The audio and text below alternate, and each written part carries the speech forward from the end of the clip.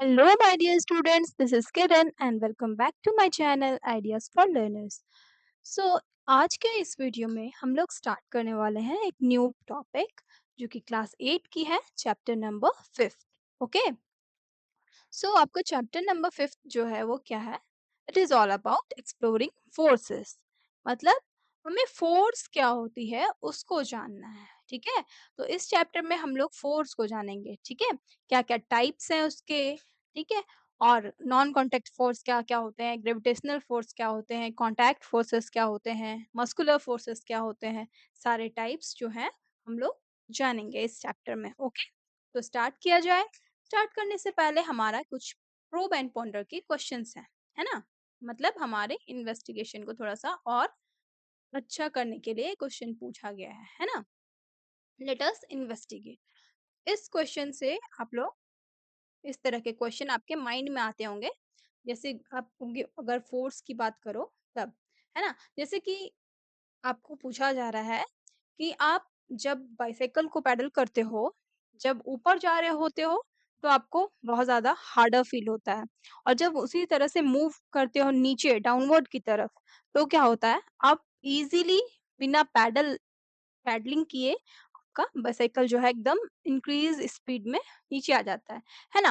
तो हम लोग जब ऊपर जा रहे होते हैं टुवर्ड्स एनी हिल, तो अप साइड में क्या होता है कि हमें ज्यादा फोर्स लगाना पड़ता है ना. तो ऐसा क्यों होता है, why do we feel harder?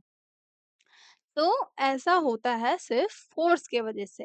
यहाँ ग्रेविटेशनल फोर्स आपका लगता है नीचे की ओर, और यहाँ हम लोग उसके अगेंस्ट ऊपर जाने के लिए फोर्स लगा रहे होते हैं. तो दोनों के अगेंस्ट एक दूसरे का फोर्स लगता है, इसलिए we feel harder. Okay, now why it is easier to slip on a wet surface. किसी भी वेट सरफेस में हम लोग इजीली स्लिप कर जाते हैं. कभी वहां पे केले का छिलका आ जाए या फिर कुछ आ जाए तो उसमें हम लोग फटक से स्लिप कर जाते हैं. ऐसा क्यों होता है? ऐसा इसलिए होता है क्योंकि कोई चीज के प्रेजेंस से वहां की फ्रिक्शन जो होती है वो रिड्यूस हो जाती है. ठीक है, ड्यू टू रिड्यूस फ्रिक्शन वहां पे क्या होता है, जैसे कि आपके पैर और सरफेस के बीच में फ्रिक्शन लगती है, वो जो है वो घट जाती है. तो वो इजीली वहां पे हम लोग क्या करते हैं, स्लिप कर जाते हैं. वहां पे वेट सरफेस है यानी कि वहां पे वाटर प्रेजेंट है, तो वाटर जो है एक ल्यूब्रिकेंट का काम करता है. ठीक है, तो वो फिसलाने में आसानी कर देता है. ओके, यहाँ पे रिड्यूस्ड फ्रिक्शन होगा इसलिए. नेक्स्ट आपका क्या है, why do we feel light और like we are floating, just our swing reaches its highest point or begins to come down. मतलब जब एकदम हम लोग जब झूला में झूलते हैं स्विंग में, तो क्या होता है, एक जब ऊपर जाते हैं और उसके बाद जब नीचे आते हैं तो उस समय हमें बहुत हल्का फील होता है और लगता है कि हम लोग फ्लोट कर रहे हैं, लाइक वी आर, हम लोग उड़ रहे हैं, लाइक वी आर फ्लाइंग. ठीक है, तो ऐसा क्यों होता है? ऐसा इसलिए होता है क्योंकि यहाँ पे आपका एक्सेलरेशन जो है वो चेंज होता है. ओके, और ग्रेविटेशनल फोर्स जो है आपका वो भी रिड्यूस होता है. तो इस वजह से क्या होता है, हमें फील होता है कि दैट वी आर फ्लोटिंग और वी फील वेरी लाइट. तो इस तरह के क्वेश्चंस जो है हम लोग आगे की जो कंटेंट को पढ़ेंगे तब हमें और क्लियर हो जाएगी. ओके, और भी आपके मन में क्वेश्चंस हैं तो वो आप शेयर कर सकते हो, है ना. चलिए अब बढ़ते हैं अपने टॉपिक की ओर. टॉपिक स्टार्ट करने से पहले आप लोग अपने दोस्तों को शेयर कर लीजिएगा. जिन्होंने सब्सक्राइब नहीं किया हो वो सब्सक्राइब कर लेंगे, है ना, और लाइक भी कर लीजिएगा. चलिए अब बढ़ते हैं आगे. ये आपका स्टार्टिंग स्टार्ट होता है. यहाँ पे क्या होता है कि एक विंडी डे होता है. यहाँ सोनाली और रागिनी वो दोनों बाहर निकलती है साइकिलिंग के लिए. विंडी डे है यानी कि बहुत ज्यादा हवादार है. ठीक है, तो सोनाली और रागिनी बहुत ज्यादा एक्साइटेड रहती है, साइकिलिंग के लिए जाती है साइकिलिंग के लिए. Their summer vacation had just begun. They wanted to explore the beautiful landscapes around their village. वो लोग अपने विलेज में जा गई है. ठीक है, और वहाँ पे जो अच्छे-अच्छे लैंडस्केप्स हैं, ब्यूटीफुल लैंडस्केप्स जो हैं विलेज के अराउंड, उनको देखने के लिए वो जाती है साइकिल लेकर. ठीक है, समर वेकेशन उनका स्टार्ट हुआ ही है और वो निकल पड़ती हैं, है ना. After plumping air into their bicycles tyre, they set off, अपने बाइसाइकिल में वो लोग एयर पंप करके और फिर वो चली जाती है, ठीक है। As they rode through the village, the wind rushed past them. Oh no, the wind is pushing me hard, said Ragini. जब वो जाती रहती हैं विलेज की ओर, तो फिर क्या होता है वहाँ पे, क्योंकि वो विंडी डे था, वहाँ से बहुत तेज़ हवा आती है, तो उसे साइक्लिंग करने में बड़ा दिक्कत होती है। विंड क्या करती है, उसको पुश कर देती है पीछे की ओर, है ना? कभी भी आप देखे होंगे क्या होता है, विंड जब बहुत ज़्यादा विंड होता है, बहुत ज़्यादा हवा होता है, तो उस वक़्त क्या होता है कि हमें वो पुश कर सकता है ना? लगता है कि वो ठेल रहा है हम लोगों को, है ना? धक्का दे रहा है, तो ऐसा फ़ील होता है रागिनी को। Smiling Sonali replied, "we are riding against the wind." तो सोनाली क्या बोलती है? स्माइल करते हुए बोलती है कि हम लोग जो है राइड तो कर रहे हैं, लेकिन उसके अगेंस्ट कर रहे हैं। ठीक है? किसके? विंड के। सो इसलिए ऐसा हमें फ़ील हो रहा है। We must push our paddles harder to move faster. तो वो क्या बोलती है कि हमें ज़्यादा पुश करना होगा, पैडल्स को हार्डर पुश करना होगा, तभी हम लोग फास्टर मूव कर पाएँगे। तो यहाँ पे भी हम लोग क्या देख रहे हैं कि विंड के अगेंस्ट वो राइड कर रही थी, तो उन्हें हार्डर पैडल को मतलब पुश करना पड़ रहा था। तो वैसा ही आपका प्रोब एंड कॉन्डर में भी क्वेश्चन था कि आप जब ऊपर जा रहे हो, अप साइड अगर हिल में जा रहे हो, ठीक है? तो वहाँ पे भी आप लोग हार्डर फील करोगे। क्यों? क्योंकि यहाँ पे आप ग्रेविटेशनल फोर्स के अगेंस्ट वर्क कर रहे हो, है ना? इसलिए आपका ऐसा मतलब कंडीशन था कि आपको हार्ड फील होता है। ओके? नाउ देयर राइड टूक Their ride took them up a long path to hilltop. Some parts of the road were rough, where they found it hard to pedal, while other parts are smoother. जब वो जा रही थी, तो वहाँ पे उन्हें कहीं-कहीं रफ रोड था, तो वो क्या फ़ील कर रही थी, वहाँ पे ज़्यादा पैडलिंग करना पड़ रहा था उन लोगों को, और कहीं-कहीं बहुत अच्छा रोड था, तो स्मूथली वो जा रही थी। मतलब हल्का भी पैडल करो, तो स्मूथली आपका साइकिल मूव कर रहा था। Okay, when they reached the top, they were enjoying the view, and they heard thunder, saw flashes of lightning at a distance. Even though it looked beautiful, they decided to head back immediately. ठीक है? जब वो top में पहुँचती है, तो वहाँ के व्यूज़ को वो लोग एन्जॉय करती हुई देखती है, लेकिन क्या होता है वहाँ पे तुरंत से थंडरिंग होता है, लाइटनिंग होता है, तो फिर वो लोग उस ब्यूटीफुल प्लेस को देखने के बाद, एक्सप्लोर करने के बाद, वो तुरंत से वापस आ जाती हैं, ठीक है? क्योंकि वहाँ पे लाइटनिंग और थंडरिंग हुआ था। Now on the way back, while passing a herd of sheep, they pressed their bicycle bells and turned the handles to change direction. Okay? यहाँ पे जब वो वापस आ रही होती है, तो वहाँ पे वो पास करती है एक sheep के झुंड को, okay? The heard of sheeps. They और बाइसाइकिल बेल्स को वो प्रेस करती है, यहाँ पे प्रेस कर रहे हैं, उसमें भी आपका फ़ोर्स लग रहा है, ठीक है? आपका डायरेक्शन चेंज हो रहा है बाइसाइकिल का, उसमें जो हैंडल आपका चेंज कर रही है, उसमें भी आपका फ़ोर्स लग रहा है। तो हर जगह हम लोग देखेंगे क्या कि force is always there. Force आप यहाँ पे पुश कर रहे हो, पैडल्स को पैडलिंग कर रहे हो, तो उसमें आपका फ़ोर्स लग रहा है, ठीक है? पंप कर रहे हो एयर बाइसाइकिल में, उसमें आपका फ़ोर्स लग रहा है। तो यहाँ पे हम लोग हर जगह क्या देखेंगे, एक्सप्लोर करेंगे फ़ोर्सेस को। As they were coming down the slope of the hill, they realized that their bicycles were moving down at a great speed even though they were not paddling. ऐसा क्या होता है भई? वो लोग पैडलिंग भी नहीं करती है, फिर भी वो लोग एकदम स्पीड से नीचे चले जाती है। ऐसा इसलिए होता है क्योंकि वहाँ पे ग्रेविटेशनल फ़ोर्स भी नीचे वर्क कर रहा है और आपका भी फ़ोर्स नीचे वर्क कर रहा है। तो यहाँ पे आपका स्पीड जो है वो रिड्यूस होने की जगह डबल हो जाता है, ग्रेट हो जाता है, बढ़ जाता है। Okay, now Sonali yelled, it's thrilling, it seems something is pulling us downward hill, what it what could it be. ठीक है, सोनाली मतलब खुशी से पूरा झूम जाती है और बोलती है कि ऐसा लग रहा है कि हमें नीचे से कोई खींच रहा है। तो ऐसा क्या चीज होता है? ये था आपका फोर्स। क्या फोर्स? कौन सा फोर्स? ग्रेविटेशनल फोर्स भी आपको नीचे की तरफ पुल कर रहा है, और आपका जो साइकिल है वो भी नीचे की तरफ ही, उसका मूवमेंट आपका नीचे की तरफ ही हो रहा है, तो दोनों का स्पीड इंक्रीज होके ऐसा लग रहा है कि वो लोगों को कोई खींच रहा है, ठीक है? तो ये आपका क्यों हो रहा है? जस्ट बिकॉज ऑफ फोर्स, ठीक है? अब आपका टॉपिक आता है 5.1, व्हाट इज फोर्स? तो फोर्स है क्या? इसको हम लोग जान लें, है ना? तो आप लोग बहुत बार एक्सपीरियंस किए होंगे, कुछ भी चीज़ को पुश कर रहे हो, पुल कर रहे हो, ठीक है? पुश यानी कि धक्का देना, ठेलना, धकेलना, है ना? और पुल यानी कि खींचना अपनी ओर। ये क्या कर रहा है? पुश कर रहा है। इस ऑब्जेक्ट को, इस बॉक्स को, ये कार्डबोर्ड बॉक्स है, इसको ये पुश कर रहा है। क्या कर रहा है? पुश। अपना धक्का दे रहा है, अपने जितना भी इसको फ़ोर्स अपने कुछ फ़ोर्स से वो धक्का दे रहा है।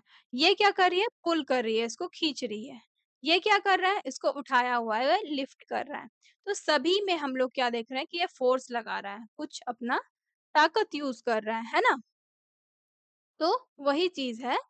अब यहाँ पे देखिए try moving the box in different as many as आप एक बॉक्स को मूव कराने के लिए अलग-अलग तरीके से आप लोग कर सकते हो। जैसे कि ये पुश कर रहा है तो ये मूवमेंट होगा इसमें बॉक्स में, पुल हो रहा है तो भी इधर मूव करेगा बॉक्स एंड देन लिफ्ट कर रहे हो तो भी नीचे से ऊपर मूव कर रहा है, ठीक है? यहाँ से अगर आपका जैसे ये ऊपर में है और यहाँ से आपका नीचे है डाउनवर्ड्स, इसको आप नीचे की ओर पुश कर दोगे तो क्या होगा वो नीचे की तरफ जाएगा, है ना? तो ये सारी चीज़ों की मतलब इस तरह से हम लोग क्या कर सकते हैं कि एक ऑब्जेक्ट को मूव करा सकते हैं। तो सारे केसेस में क्या हो रहा है कि हम लोग फ़ोर्स लगा रहे हैं, ठीक है? Do you know the do you move the box in any other way then shown in figure? आप क्या और भी अलग तरीके से मूव करा सकते हो ये जो बॉक्स है आपका, कैसे मूव करा सकते हो? और भी बहुत तरीके से मूव कराया जा सकता है ना? जैसे मैं बताई यहाँ पे आपका क्या है, जैसे आपका यहाँ पे स्टेयर्स हैं, ठीक है? यहाँ पे मान लो रख दिए और इस तरह से अगर मान लो ये कि गोल-गोल है, सर्कुलर है ये कार्डबोर्ड आपका, तो इस तरह से आप थोड़ा-सा धक्का दोगे तो ये धीरे-धीरे अपने नीचे आ जाएगा, है ना? तो यहाँ पे आपका ग्रेविटेशनल फ़ोर्स भी एक्ट करेगा और आपका जो धक्का था, जो फ़ोर्स आप लोगों ने एक्सटर्नल फ़ोर्सेस लगाए थे, वो भी आपका एक्ट करेगा। तो इस तरह से भी हम लोग मूव करा सकते हैं और भी बहुत तरीके से मूव करा सकते हैं, है ना? तो you had to apply push और pull to the box in all ways मतलब जितने भी तरीके से हम लोग करेंगे उसमें हमें क्या करना पड़ेगा we have to apply push और पुल। यहाँ पे भी हम लोग क्या करेंगे जब हम लोग नीचे की तरफ धक्का देंगे तो हम लोग ये पुश ही कर रहे हैं, ठीक है? या फिर खींच रहे हैं, उठा रहे हैं तो पुल कर रहे हैं। तो जनरली पुश और पुल को कोई भी ऑब्जेक्ट में अगर अप्लाई हो रहा है तो उसी को फोर्स कहा जाता है साइंस के लैंग्वेज में। ओके, तो यहाँ की बात आपकी क्लियर हुई होगी। जनरली क्या होता है, पुश और पुल को ही हम लोग फ़ोर्स कहते हैं। किसी भी ऑब्जेक्ट पे अगर हम लोग पुश और पुल कर रहे हैं, तो क्या होगा वो फ़ोर्स कहलाएगा। नाउ आपका टॉपिक आ गया 5.2 what can a force do to the bodies which it is applied? Force क्या करता है उन पर, उन बॉडीज़ पर जब उस पे कुछ अप्लाई किया जाता है फ़ोर्स, तो उन बॉडीज़ में क्या होता है? तो उन बॉडीज़ में चेंजेस आते हैं। जभी भी हम किसी बॉडीज़ में या फिर कोई ऑब्जेक्ट में फ़ोर्स अप्लाई करते हैं, तो उनमें क्या होता है, चेंजेस आता है। या तो उसके पोज़ीशन चेंज होंगे, या तो उनका शेप चेंज होगा, या तो उनका डायरेक्शन चेंज होगा, ठीक है? बहुत तरह से चेंज होगा। या तो वो मोशन में रहेंगे, वो रेस्ट में आएँगे या फिर वो रेस्ट में है तो मोशन में आएँगे। तो इस तरह के चेंजेस हम लोग देखते हैं जब हम लोग अप्लाई करते हैं फ़ोर्स, ठीक है? वी एक्सपीरियंस पुश और pull in our daily lifes in all the time. हम लोग पुश और पुल करते रहते हैं कुछ भी। जैसे हम लोग वॉक भी कर रहे होते हैं ना, वो भी आपका एक फ़ोर्स ही है, ठीक है?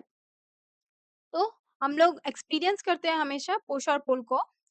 All the time often without even realizing it, और हम लोगों को ये रियलाइज़ भी नहीं होता है कि हम लोग पुश और पुल जो है एक्सपीरियंस कर रहे हैं। चलिए तो इसको और थोड़ा-सा एनालाइज़ किया जाए इस एक्सपीरियंस को। क्या है आपका, यहाँ पे आपको एनालाइज़ करना है, think of situation where force is applied. Force यानी कि पुश और पुल जो है आपका अप्लाई हो रहा है। तो उसको लिस्ट करना है, यहाँ पे टेबल में फिल करना है। ओके?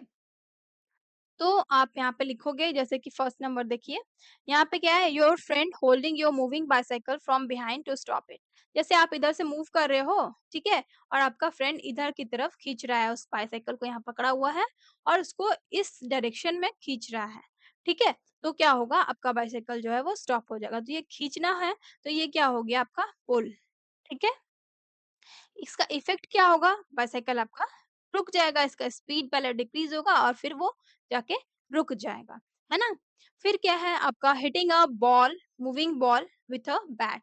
अगर आप एक मूविंग बॉल को बैट से हिट कर रहे हो, तो वो क्या कर रहे हो? पुश कर रहे हो, ठीक है? तो बॉल को आप जब हिट करोगे बैट से, तो क्या होगा? उसका डायरेक्शन चेंज होगा। तो यहाँ भी एक फ़ोर्स लग रहा है, यहाँ पे भी एक एक्शन हो रहा है, ओके? नाउ फ़ोर्स लगाओगे तो वहाँ पे आपको एक्शन देखने को मिलेगा। Pressing an inflated balloon, balloon को आप जब प्रेस कर रहे हो तो वहां पे क्या कर रहे हो? पुश कर रहे हो, ये फोर्स अप्लाई कर रहे हो, तो वहां पे आपको चेंज क्या दिखने को मिलेगा कि बैलून का आपका शेप चेंज हो जाएगा, ठीक है? तो इस तरह के आपको एक्शंस देखने थे, ओके? और भी बहुत सारे हैं, जैसे कि क्या बताइए? जैसे when you are drawing water from well, ठीक है? ड्राइंग वाटर फ्रॉम वेल, तो इसमें क्या आप कर रहे हो? यहाँ पे पुल कर रहे हो। उस रस्सी को आप खींच रहे हो और वाटर को निकाल रहे हो वेल से। तो यहाँ पे पुल कर रहे हो। यहाँ पे क्या होगा? Water will come towards you, water reaches you, लिख सकते हो। तो ये आपका इफ़ेक्ट हो गया, ठीक है? इस तरह से आप बहुत सारे एक्शंस जो हैं वो लिख सकते हो जहाँ पे फ़ोर्स अप्लाई हो रहा है, ठीक है? आप लोगों को पहले ध्यान में नहीं होगा कि इस तरह से हम लोग फ़ोर्स भी अप्लाई कर दे रहे हैं, ठीक है? तो ये चीज़ आप लोगों को अब समझ में आ गया होगा। Now what do you conclude from these examples? इन एग्ज़ाम्पल से आप लोग क्या कंक्लूड किए? क्या does a force cause a moving object to stop? Can it change the speed or direction of motion or the change of object? आपको पूछा क्या जा रहा है कि क्या फोर्स जो है एक मूविंग ऑब्जेक्ट को स्टॉप भी कर सकता है? बिल्कुल कर सकता है। जैसे कि आपका ये वाला कंडीशन देखिए, ठीक है? यहाँ पे क्या था? बॉल मूव कर रहा था, यहाँ पे आया, ये फील्डर जो है वो आके पकड़ी, ठीक है? और पकड़ने ही के साथ क्या हो गया? बॉल जो है आपका मूविंग में था, वो रेस्ट में आ गया। तो फोर्स यहाँ पे लगा। देन क्या है आपका स्पीड जो है वो चेंज हो सकता है, जैसे कि आप बाईसाइकिल को पैडल कर रहे थे, ठीक है?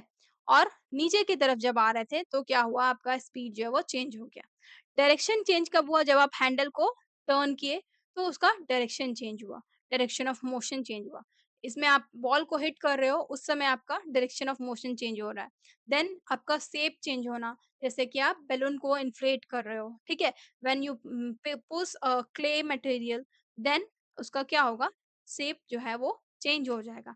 तो इस तरह से हम लोग क्या कंक्लूड कर सकते हैं कि फोर्स जो है बहुत कुछ कर सकता है। मूविंग ऑब्जेक्ट को स्टॉप भी कर सकता है, जो रेस्ट में है उसको मूव भी करा सकता है, स्पीड चेंज कर सकता है, डायरेक्शन चेंज कर सकता है और उसका शेप चेंज कर सकता है, साइज भी चेंज कर सकता है, ठीक है?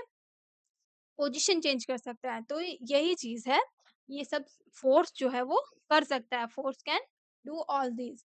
अब यहाँ पे देखिए ड्रॉयर को पुश किया जा रहा है, ठीक है? यहाँ पे ये जो इलास्टिक रबर बैंड है, उसको खींचा जा रहा है, ठीक है? यहाँ पे फ़ील्डर जो है आपका बॉल को कैच कर रही है, तो इस सारे में आपका फ़ोर्स प्रेज़ेंट है, okay?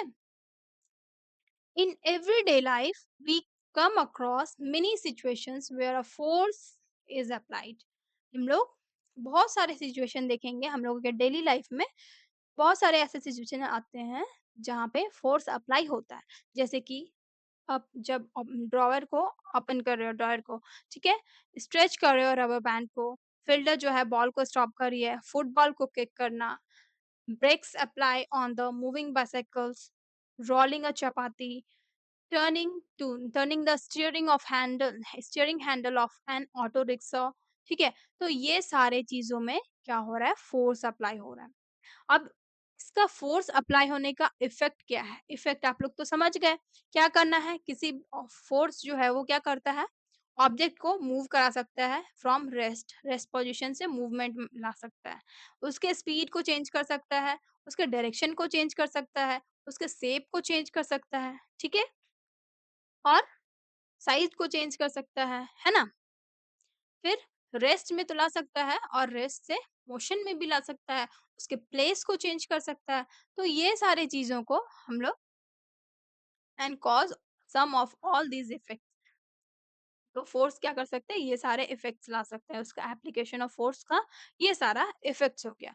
Does this mean that whenever there is a change in the speed और डायरेक्शन और change in shape, a force is acting on the object?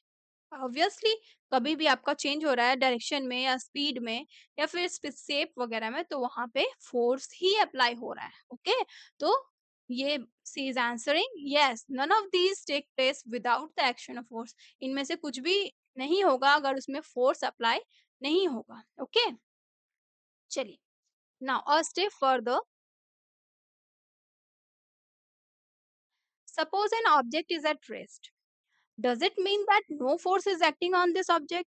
कोई भी ऑब्जेक्ट जो है आपका रेस्ट में है, तो क्या इसका यही मतलब है कि वहां पे फोर्स एक्ट नहीं कर रहे हैं? ठीक है, तो अभी तक आप लोगों को जितना पता है, आपकी जितनी नॉलेज है, उसमें से तो आप आंसर कर दोगे कि यस मैम, सही बोल रहे हैं, वहां पे फोर्स एक्ट नहीं हो रहा है, तभी तो वो ऑब्जेक्ट रेस्ट ही में ही है। तो ऐसा नहीं होता है। जब आपका फोर्स जो है, मतलब जब आपका ऑब्जेक्ट जो है वो रेस्ट में ही है, तो इसका मतलब ये भी हो सकता है कि फोर्स जो आप लगा रहे हो, वो एक दूसरे से बैलेंस कर रहा है। जैसे कि आप दो बच्चे आ जाओ, ठीक है? सेम सेम जितना फोर्स लगाओ, जैसे इधर से आप 1 न्यूटन फोर्स लगा रहे हो एक बच्चा, और इधर से इसको ये पुश कर रहा है, 2 बच्चा है ना, ये इधर से इस ऑब्जेक्ट को पुश कर रहा है, ये इधर से ऑब्जेक्ट को पुश कर रहा है। तो ये भी 1 न्यूटन का फोर्स लगा रहा है और ये भी 1 न्यूटन का फोर्स लगा रहा है। ये न्यूटन क्या होता है, ये भी हम लोग आगे पढ़ेंगे, है ना? तो ये दोनों क्या कर रहा है, सेम फोर्सेस लगा रहा है, तो ये ऑब्जेक्ट कहाँ से मूव कर पाएगा? कर पाएगा क्या? नहीं।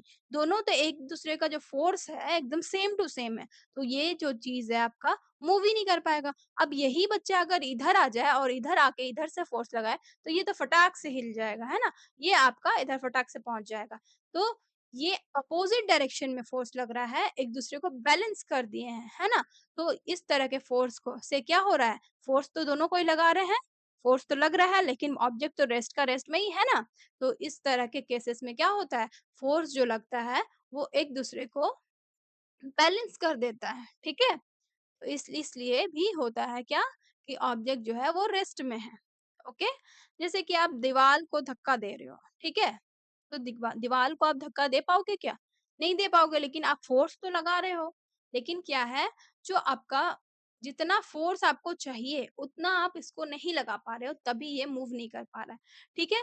तो साइंस के टर्म में अगर आप बात करो, तो ये आप अगर मूव नहीं करा रहे हो, तो इसका मतलब आपका फोर्स जो है वो 0 हो गया, 0 न्यूटन का हो गया। ये सारी चीज़ अभी हम लोग एक्सप्लोर करेंगे आगे-आगे, है ना? You will learn more about balanced forces in higher grades. Higher grades में आप लोगों को बैलेंस्ड फोर्सेस और अच्छे से समझ में आएगा, वहाँ पे टॉपिक दिया हुआ होगा, है ना? चलिए, are the forces an interaction between 2 और मोर ऑब्जेक्ट्स? क्या फोर्सेस जो हैं वो इंटरैक्शन है बिटवीन टू और more objects? Yes, it is interaction between two और मोर ऑब्जेक्ट्स। कैसे? यहाँ पे जैसे बैलेंस्ड फोर्सेस की बात कर रहे थे हम लोग, तो इसमें क्या हो रहा था, दोनों एक दूसरे के अपोजिट्स में फोर्स लगा रहे थे, यहाँ पे इंटरैक्शन हो रहा था दो फोर्सेस के बीच। फिर क्या था आपका, जब आप ऊपर जा रहे थे हिल के तरफ, तो आपको ऊपर से आपका क्या आ रहा था, इधर से आपका ग्रेविटेशनल फोर्स लग रहा था। तो इसके लोग अपोज में क्या अगेंस्ट में यूज कर रहे थे फोर्सेस को, इसलिए क्या हो रहा था, we feel harder there. Okay, और अगर सेम डायरेक्शन में आप लोग दो दो चीज का फोर्स अगर सेम डायरेक्शन में लग रहा था, तो वहां पे स्पीड जो है वो इंक्रीज हो रहा था। तो यहाँ पे क्या हो रहा है, ये अगेंस्ट हो रहा है या एक साथ हो रहा है, तो यहाँ पे तो इंटरक्शन ही हो रहा है ना?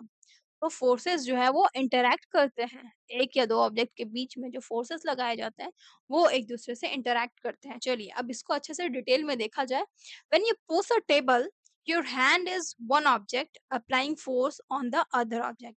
अगर आप जब पुश कर रहे हो टेबल को, तो आपका हैंड जो हो गया, एक ऑब्जेक्ट हो गया, और जो टेबल है, वो दूसरा ऑब्जेक्ट हो गया।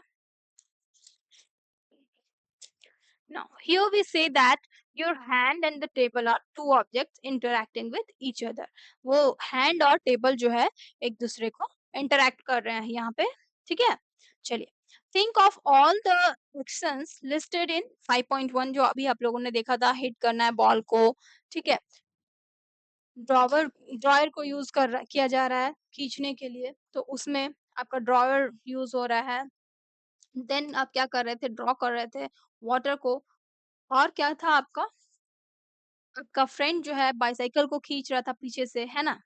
और था आपका जब आप बैलून को प्रेस कर रहे थे। तो सारे केसेस में क्या हो रहा था कि 2 ऑब्जेक्ट्स का इंटरैक्शन हो रहा था। Do you notice that the forces result only when the two objects are interacting in some way or other? ये 2 ऑब्जेक्ट्स क्या कर रहे थे यहाँ पे, सारे में इंटरैक्ट कर रहे थे। जब आपका फ्रेंड जो है बाइसाइकिल को खींच रहा था, ये इधर की ओर खींच रहा था और आप अपने बाइसाइकिल को पैडल कर रहे थे, तो वो इधर की ओर मूव कर रहा था। तो ये आपका 2 ऑब्जेक्ट्स हो गया, ठीक है? चलिए, और अगर आप देखो जब बॉल को हिट किया गया था, ठीक है? तो मूवमेंट एक बॉल का जो था मूवमेंट, वो एक बॉल एक ऑब्जेक्ट हो गया और एक हिट कर रहे थे जो आप बैट से, वो एक ऑब्जेक्ट हो गया। तो इस तरह से क्या हम लोग देख रहे हैं, जो फ़ोर्स जब जब भी लगता है तो 2 ऑब्जेक्ट्स जो है एक-दूसरे से इंटरैक्ट करते हैं। Okay? Now, for example, we can infer at least 2 or 3 objects must interact for a force to come into play. तो इस तरह से हम लोग क्या कंक्लूड कर सकते हैं कि एटलीस्ट 2 ऑब्जेक्ट्स या फिर उससे ज़्यादा ज़रूरी हैं, उन दोनों के बीच इंटरैक्ट होता है, तभी कब होता है? जब वहाँ पे फोर्स लगता है, ठीक है? Force must interact for a force to come into play. Now, force is a push or pull of on an object resulting from object's interaction with another object with another object. यहाँ पे क्या है? Force क्या है? Push और पुल है किसी object पे। वो क्या क्या है? एक रिजल्ट है। किस चीज का रिजल्ट है? उन दोनों ऑब्जेक्ट के बीच का इंटरैक्शन है, तभी वो फोर्स जो है वो पुश और पुल हो रहा है। ओके, ऐसा unit of force is Newton. यहाँ पे मैं बता रही थी 1 न्यूटन का फोर्स लग रहा है, इधर से 1 न्यूटन का फोर्स लग रहा है। तो न्यू फोर्स का जो ऐसा यूनिट होता है इंटरनेशनल सिस्टम ऑफ यूनिट्स, तो वो क्या है आपका, ऐसा यूनिट जो है वो न्यूटन है। ओके, और उसका सिंबल एन से लिखा जाता है। सिंबल अगर आप लिखोगे तो एन से लिखा जाता है, और न्यूटन अगर लिख रहे हो तो छोटा से आप लिखोगे NEWTON, ठीक है? ये कैपिटल से स्टार्ट होगा, सॉरी स्मॉल से स्टार्ट होगा, और इसका सिंबल जो है वो कैपिटल से स्टार्ट होगा, ठीक है? तो फोर्स का आप डेफिनेशन यहाँ पे लिख सकते हो ये वाला। तो फोर्स इज अ पुश और पुल on an object resulting from object's interaction with another object। और ऐसा यूनिट जो होता है फोर्स का वो न्यूटन होता है, and it's symbol is an. Okay, चलिए तो बढ़ते हैं आगे। अब क्या है, when you push the table with your hand, did you feel a force on your hands too? जब आप पुश कर रहे थे उस टेबल को, पुश कर रहे हो, ठीक है? क्या फील करोगे कि वो टेबल भी आपकी ओर मतलब फोर्स लगा रहा है, ठीक है? तो आपको भी फोर्स फील होता है जब आप पुश करते हो, तो आपके हैंड्स को भी फोर्स फील होता है। तो ऐसा इसलिए होता है क्योंकि दोनों के बीच क्या हो रहा है? इंटरैक्शन हो रहा है। ओके, टेबल भी अपना फोर्स इसके ऊपर लगाएगा, किसके ऊपर? हैंड के ऊपर। और हैंड तो आपका फोर्स लगा ही रहा है टेबल के ऊपर। The moment you stopped pushing, the force on your hand disappear. और जैसे ही आप छोड़ दोगे उसको पुश करना, तो वो टेबल भी जो है आपको पुश कर रहा है, वो भी खत्म हो जाएगा। वो फोर्स जो आपके हैंड में लग रहा था, वो भी खत्म हो जाएगा, वो डिसअपीयर हो जाएगा। Whenever two objects interact, each object experiences a force from other। जब भी 2 ऑब्जेक्ट इंटरैक्ट करते हैं, तो क्या होता है? दोनों ऑब्जेक्ट एक दूसरे से को फोर्स एक्सपीरियंस करवाते हैं, है ना? मतलब दोनों ही ऑब्जेक्ट में फोर्स जो है वो लगेगा। और अगर जब आप उसको इंटरैक्ट करना छोड़ दोगे, व्हेन देयर स्टॉप्स इंटरैक्शन, तो क्या होगा? You will not experience any type of force. As soon as the interaction ceases, the two objects no longer experience the force, ठीक है? नाउ जैसे ही इंटरेक्शन बंद होगा तो फोर्स भी आपका खत्म हो जाएगा। अब आपका आ गया types of forces. What are the different types of forces? तो बहुत सारे टाइप्स होते हैं, ठीक है?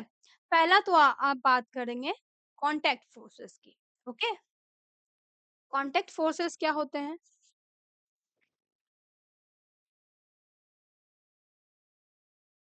तो बात आई है कॉन्टैक्ट फ़ोर्स की, मतलब हम लोगों को नाम से ही पता चल रहा है कि देयर इज़ अ कॉन्टैक्ट, ठीक है? यहाँ पे आपका जब फिज़िकल कॉन्टैक्ट होगा, जब आप फ़ोर्स लगा रहे हो, उसमें से जब आपका दोनों ऑब्जेक्ट के बीच में फिज़िकल कॉन्टैक्ट बनेगा, उसको हम लोग बोलेंगे कॉन्टैक्ट फ़ोर्सेस। जैसे कि in many situation we find that to apply a force on an object, physical contact is necessary between our body and the object. हम लोग बहुत सारे सिचुएशन में देखते हैं ना, जैसे आप पुश कर रहे थे बॉक्स को, जैसे आप पैडलिंग कर रहे थे, तो वहाँ पे क्या हो रहा था कि फिज़िकल कॉन्टैक्ट हो रहा था। न ज़रूरी था हमारे बॉडी और उस ऑब्जेक्ट के बीच में, ठीक है? पैडल और हमारे लेग के बीच में फिज़िकल कॉन्टैक्ट था, तभी हम लोग फ़ोर्स अप्लाई कर पा रहे थे, है ना? तो this contact can be direct, such as our hands or other body parts, or indirect. दोनों तरीके से हो सकता है, ठीक है? Such as using a stick or rope. Indirect यानी कि stick या rope से हम लोग कर रहे हैं, पुश पुल कुछ भी कर रहे हैं, फोर्स लगा रहे हैं, तो वो आपका इनडायरेक्ट वे हो गया, ठीक है? और डायरेक्ट वे हो गया आपका हैंड्स, जब आप यूज कर रहे हो, अपने अदर बॉडी पार्ट्स यूज कर रहे हो, तो ये आपका डायरेक्ट कॉन्टैक्ट हो गया। इस तरह के कॉन्टैक्ट जिसमें forces of this type which act only when there is a physical contact between the objects are called contact forces। ऐसे फोर्सेस जिसमें फिजिकल कांटेक्ट हो रहा है, ठीक है, बिटवीन ऑब्जेक्ट, तो ऐसा फोर्स लगता है, उस टाइप को हम लोग क्या बोलेंगे? कांटेक्ट फोर्सेस बोलेंगे। ओके, नाउ अब आपका आ गया मस्कुलर फोर्सेस। मस्कुलर फोर्सेस क्या होता है भाई? तो जहाँ पे मस्कुलर है यानी कि मसल्स यूज हो रहे हैं आपके, ठीक है? यहाँ पे एक्शन होगा मसल्स का। मस्कुलर का मतलब भी हमको नाम से ही समझ में आ रहा है कि यहाँ पे जरूर मसल्स का एक्शन होगा, तभी वो मस्कुलर फोर्सेस कहा जा रहा है। ओके, तो an example of a contact force is muscular force. Muscular force जो है वो किसमें आता है? कॉन्टैक्ट फोर्स में ही आता है, ठीक है? इसमें क्या होता है? We perform any physical activity such as walking, running, lifting, pushing, jumping, or stretching, the force is caused by our the action of muscles in our body. Okay, force कैसे हो रहा है वहां पे? फोर्स कैसे अप्लाई हो रहा है? हमारे एक्शन ऑफ मसल्स के वजह से, ठीक है? जंप कर रहे हैं तो वहां पे भी आपका फोर्स लग रहा है, जो क्योंकि मसल्स वहां पे एक्शन कर रहा है। वॉक करने में, रनिंग करने में, लिफ्ट करने में, पुश करने में, पुल करने में, स्ट्रेच करने में, सब में आपका मसल्स जो है वो एक्ट कर रहा है। तो इस तरह से फोर्स आपका लग रहा है। तो force resulting due to the action of muscles is known as muscular forces. Okay, ऐसा फोर्स जो कैसे रिजल्ट कर रहा है? Due to the action of muscles, तो उसको क्या कहा जाएगा? Muscular forces. मस्कुलर फोर्सेस कब होता है? जब मसल्स जो है वो कॉन्ट्रैक्ट करते हैं, इलोंगेट होते हैं, मतलब फैलते हैं, सिकुड़ते हैं, फैलते हैं, सिकुड़ते हैं, फैलते हैं, सिकुड़ते हैं। इस तरह से जब मसल्स जो है वो एक्ट करते हैं, तो क्या होता है? हम लोग कोई भी एक्टिविटी को कर पाते हैं। ओके, नाउ जैसे एनिमल्स, बर्ड्स, फिश, इंसेक्ट्स सब जो है वो क्या करते हैं? मस्कुलर फोर्स को यूज करते हैं ताकि उनका मूवमेंट हो पाए, उनका सर्वाइवल हो पाए, खा पाए, पी पाए, कुछ भी कर पाए। यहाँ पे हर जगह पे क्या हो रहा है? मस्कुलर फोर्स आपका इनएक्ट हो रहा है। ओके, ये सारे आपके फिगर में आपका क्या है? यहाँ पे मस्कुलर फोर्सेस लग रहे हैं। ये बर्ड जो उड़ रही है, ठीक है? Birds are flying due to their muscular forces. जो आपका फिश वगैरह है, स्विम कर पा रहा है, सब कुछ मस्कुलर फोर्सेस की वजह से हो रहा है। ह्यूमन्स क्या कर रहे हैं? मस्कुलर फोर्स यूज कर रहे हैं, किसका? कुछ एनिमल्स का। जैसे कि यहाँ पे देखिए, हल चला रहे हैं ये ना, प्लगिंग कर रहे हैं, ठीक है? अपने फील्ड का प्लगिंग कर रहे हैं, तो यहाँ पे ह्यूमन क्या यूज कर रहे हैं? एनिमल्स को यूज कर रहे हैं, ठीक है? यहाँ पे ये घोड़ा गाड़ी चल रहा है, ठीक है? तो ये हॉर्स का मस्कुलर फोर्स यूज़ हो रहा है इसमें, है ना? तो इस तरह से मस्कुलर फोर्स को यूज़ किया जा रहा है। Now muscular force plays a important role in many function, ठीक है? Inside our body too. Muscular forces की वजह से क्या होता है? बहुत सारे फंक्शन होते हैं हमारे बॉडी के अंदर भी। This force help us to chew the food and push it through the alimentary canal during the process of digestion। digestion में क्या होता है? हमारा फूड जब हम लोग माउथ में ईट करते हैं, च्यू करते हैं, एंड देन फिर वो हमारा पास होता है एलिमेंट्री कैनाल से, ठीक है? जब डाइजेशन होता है तो ये क्या करता है, मस्कुलर फोर्स ही है, वो हेल्प करता है to chew the food and push it towards the alimentary canal. Now, the expansion of and contraction in our heart muscles allows the blood to circulate in our body. जो आपका heart है, फैलता सिकुड़ता है, lungs है वो फैलता सिकुड़ता है, ठीक है? हमारा मसल्स जो है वो भी कॉन्ट्रैक्ट और एक्सपैंड होता है। तो ये सारा चीज़ एक्सपेंशन जो है आपका हार्ट मसल्स में भी होता है और उसके वज़ह से क्या होता है, जो ब्लड है हमारा, वो हमारे पूरे बॉडी में सर्कुलेट हो पाता है ना? ब्लड जो है आपका पूरे बॉडी में सर्कुलेट हो पाता है, ठीक है? और इस तरह से हम लोग हमारे सर्वाइवल के लिए भी ये सारे प्रोसेस जो है वो एसेंशियल हैं। तो इस तरह से मस्कुलर फोर्स जो है एक्ट करता है हमारे बॉडी के अंदर भी, है ना?